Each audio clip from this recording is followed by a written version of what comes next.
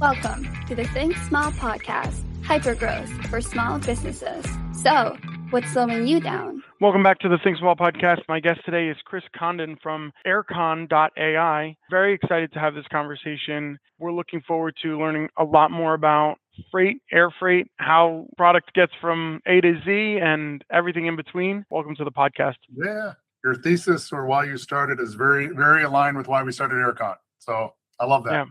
Let's just jump right in. Why don't you tell me about the company? We're intelligent systems that helps to elevate human capacity, and the workflow that we live in is, we call it the commitment workflow or the decision workflow. And the thesis behind that, or kind of the unlock for that, and we are in logistics, right? So we're doing air freight. We're also doing trucking and whatnot. But why I separate those two workflows out is because most automation or most AI talk or systems are really designed, from our opinion, after the commitment is already made from the client. And we are going further upstream to try to solve the reasons why you choose something, why you choose a provider, why do you choose this rate? Well, how do we shorten that gap between request and commitment to really help, to be fair, the small to medium-sized freight forwarders to compete at scale, right? And that's been our mission from day one. We pivoted from a tech-enabled wholesaler to now 100% tech, and we did that to make sure there was clarity and separation of neutrality,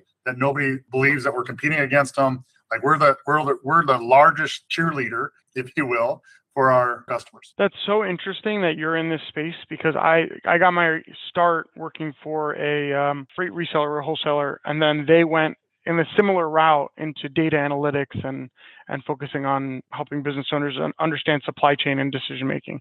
So I'm not sure if you're familiar. I'm sure you're familiar with Worldwide Express. They're very large. We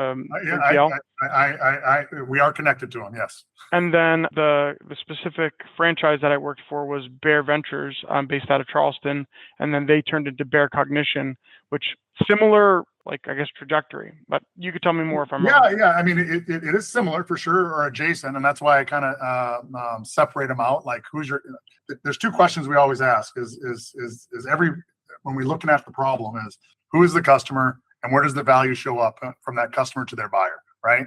Because you can use that example of a reseller, right? So as 10, 15, 20 years ago, there was a lot of issues with access to rates, right? Access to the assets, right? Or the provider. And then the small to medium-sized folks, right? A small agency or a smaller agency may not have the buying power to get the contract from the assets, right? From the XPOs or the FedEx or whatever, right?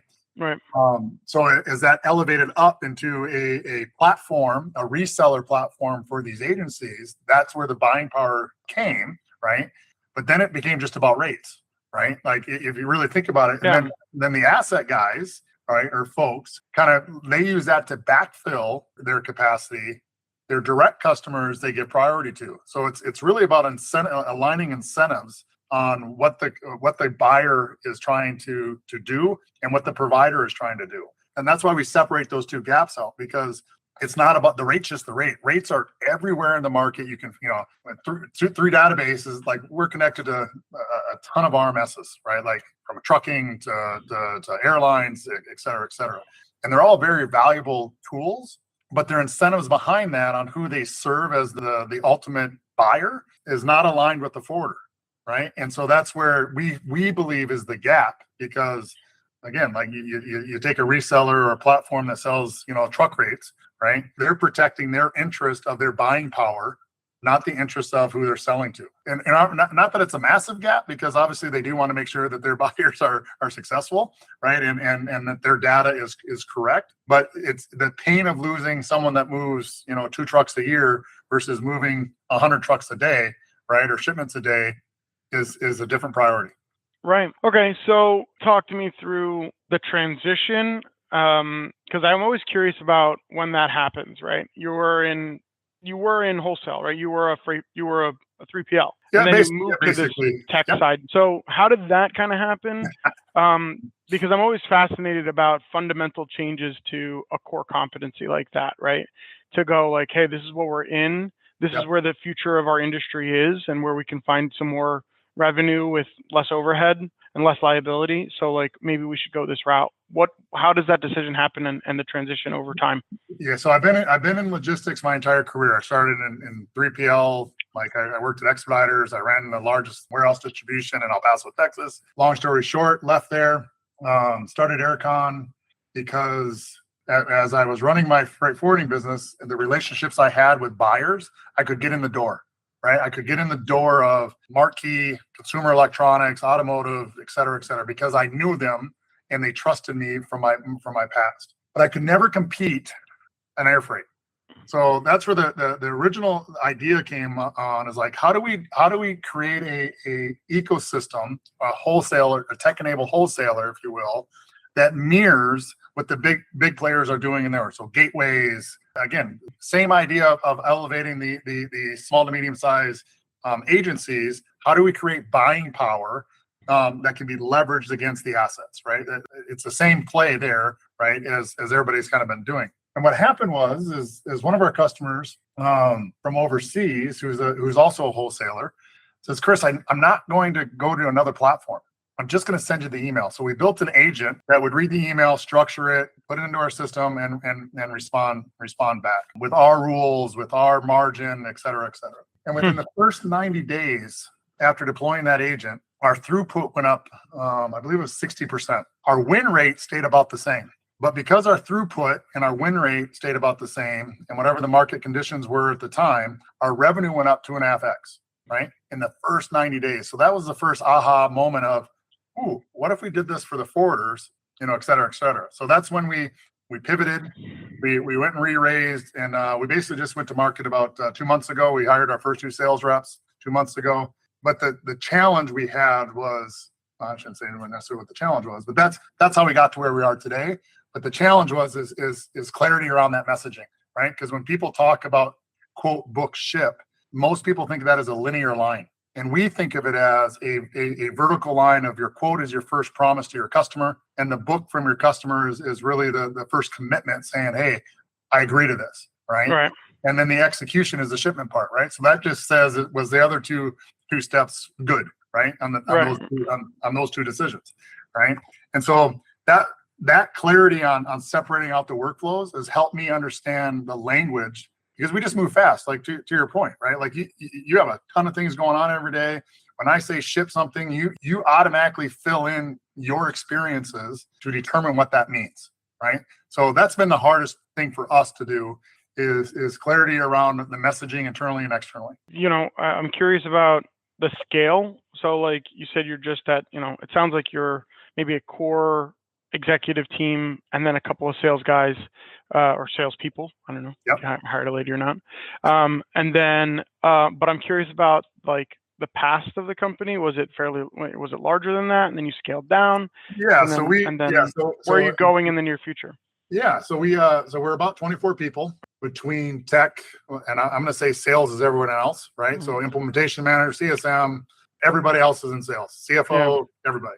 But December of 2025, we strategically walked away from the wholesale business. So we walked away from, whatever that dollar amount was. But we did that strategically because we knew that neutrality was important in this business. And we wanted to make sure that we were never compromised on who we were serving as or providing the services to. And so that first 6 months, was really redesigning the system, right? Because originally the system was designed internally facing, right? So our rules, our connections, our contracts, et cetera, et cetera. And so we had to spin that to be outward facing, right? And so we had to rebuild all that tech and, et cetera, et cetera. We just hired the 2 salespeople.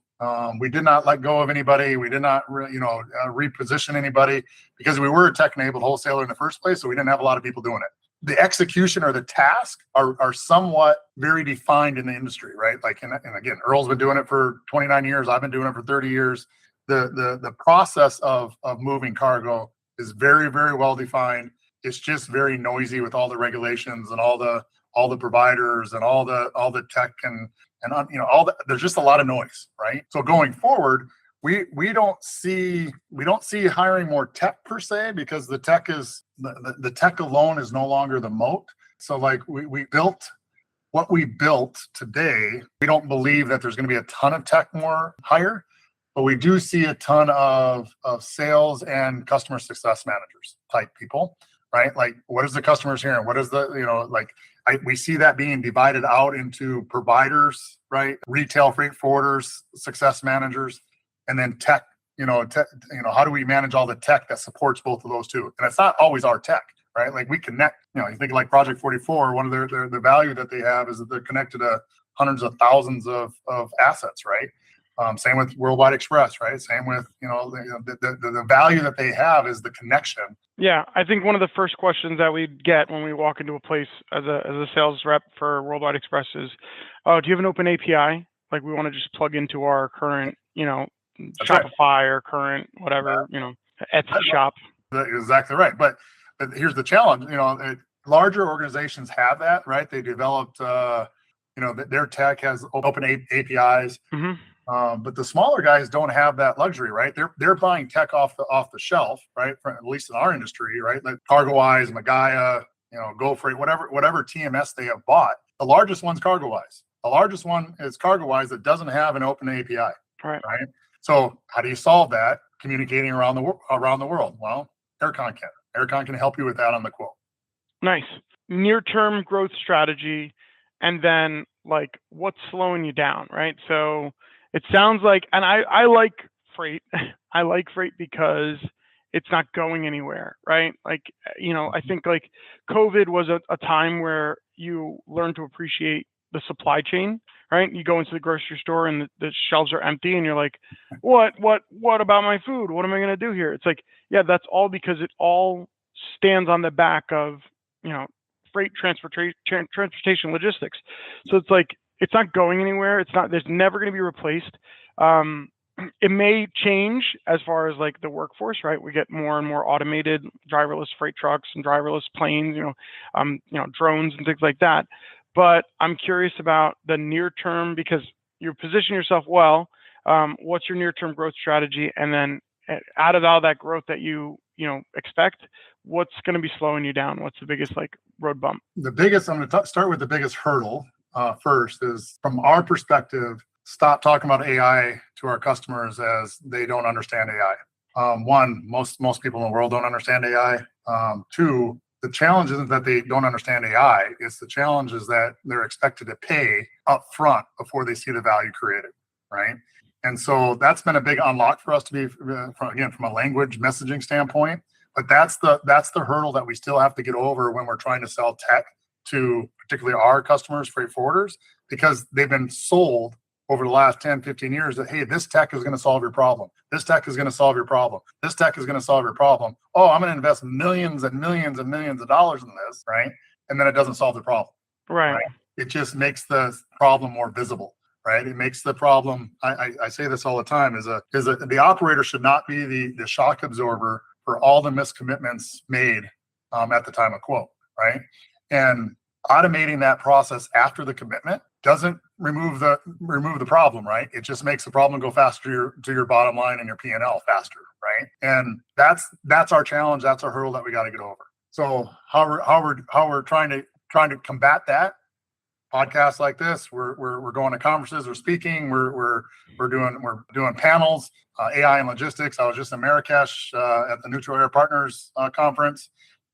Did a panel AI and logistics, and we had IATA, we had X-Freight, which is a wholesaler, and then we had an airline quoting agent, very similar to us, but on the airline side. So we're trying to educate the market on that. There's two different workflows, right? And it all started back in May in Shenzhen. I spoke at a GLA Global Logistics Alliance in front of 2,000 people, right? So that's our strategy, is just keep talking about it, right? Because when people see it and understand it, it's like, yeah, you're right. I spend all this time and money doing stuff that I don't get paid for, because you don't get paid to quote.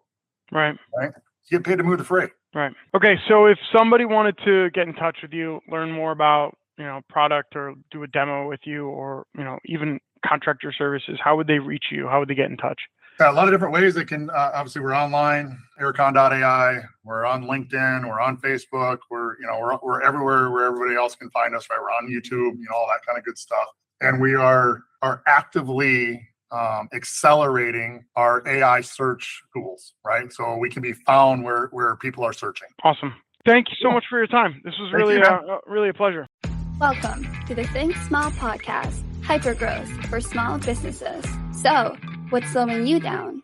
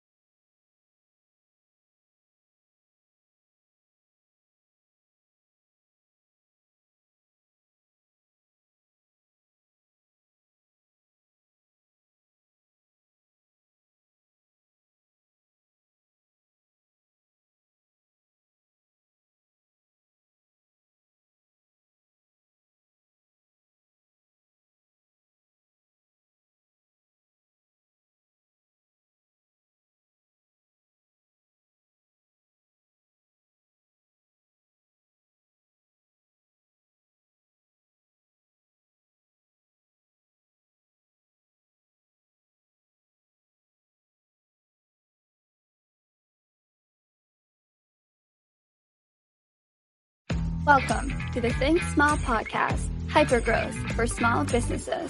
So, what's slowing you down?